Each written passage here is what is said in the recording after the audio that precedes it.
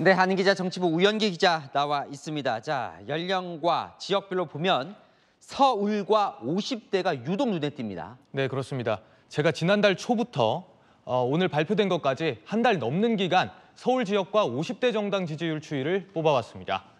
서울부터 보시면요. 2월 첫째 주 국민의힘과 민주당의 정당 지지율 3%포인트 차이였더라고요. 그런데 점점 벌어지더니 3월 들어서는 최대 21%포인트 차이가 났고요. 50대 정당 지지율도 마찬가지인데요. 두 정당 추이선이 한 달여간 위아래로 크게 움직이는 걸 보실 수 있죠. 오차범위 내라 누가 월등히 앞섰다고 볼 수는 없지만 출렁인 건 확실해 보입니다. 자, 왜 이렇게 서울과 50대가 출렁이는 겁니까? 네, 제가 여론조사 전문가들에게 좀 들어보니까요. 서울과 50대가 아무래도 이슈에 민감한 측면이 있다 이렇게 설명하더라고요. 서울은 과거 선거 결과를 봐도 소위 바람이라고 하죠. 결과가 휙휙 쏠렸습니다. 지난 총선 때는 민주당이 서울에서 압승을 거뒀지만 불과 2년 뒤 대선 때는 윤석열 대통령의 득표율이 이재명 대표보다 많았거든요.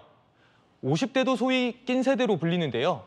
50대 초중반은 진보, 50대 중후반은 보수 이렇게 성향이 나뉘다 보니 사안에 따라 다르게 움직인다는 겁니다. 자, 그러면 휙휙 바뀐 그 이슈들이 무엇이었는지를 살펴봐야 좀 알 수 있을 것 같네요. 네, 이 주요 논란들을 한번 살펴보면요.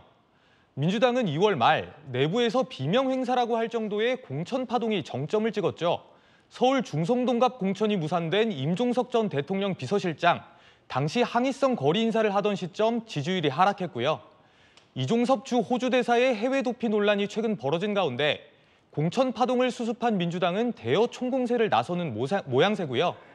실제 윤석열 대통령 수행 긍정평가도 지난주에 비해 3%포인트 떨어졌거든요. 부정평가가 늘어난 원인으로 인사가 꼽히기도 했습니다.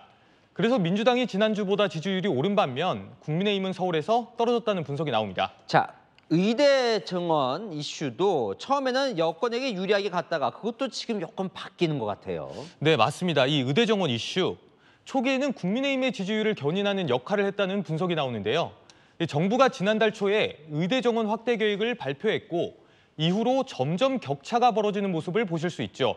그런데 최근 의대 교수들이 집단으로 사직 결의를 하면서 쉽게 해결이 되지 않고 사태가 장기화되는 양상입니다. 그러다 보니 초기와 달리 오히려 지지율에 부정적으로 작용하는 모양새인데요. 민주당 관계자는 의대 이슈가 장기화되면서 국민들이 피로감을 느끼기 시작한 것 같다. 이렇게 말하더라고요. 자, 여야도 이 서울과 50대에 특히 지금 촉각을 곤두세우고 있다면서요. 네, 이 총선이 이제 26일밖에 안 남았잖아요. 여론의 변화에 매우 민감해서 민주당은 오늘 이례적으로 내부적으로 보는 판세까지 공개했습니다. 과반할 수 있다, 기선제압에 나선 건데요. 공천 파동이 잦아들었고 그래서 자신감이 생긴 데다 서울이나 50대가 지지율이 출렁일 때 이 여세를 몰아서 더 올려보겠다는 의도로 보입니다. 국민의힘은 각종 막말 논란, 이 설화 리스크에 적극적으로 대응하고 있습니다. 각종 이슈에 민감한 만큼 할 수 있는 악재는 최대한 차단하겠다는 의도로 보이고요.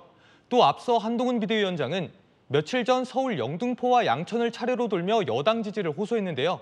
특히 이재명 대표가 전에 찾았던 장소들을 콕 집어돌면서 지원 사격을 한 바 있습니다. 네, 한인 기자 우연기 기자였습니다.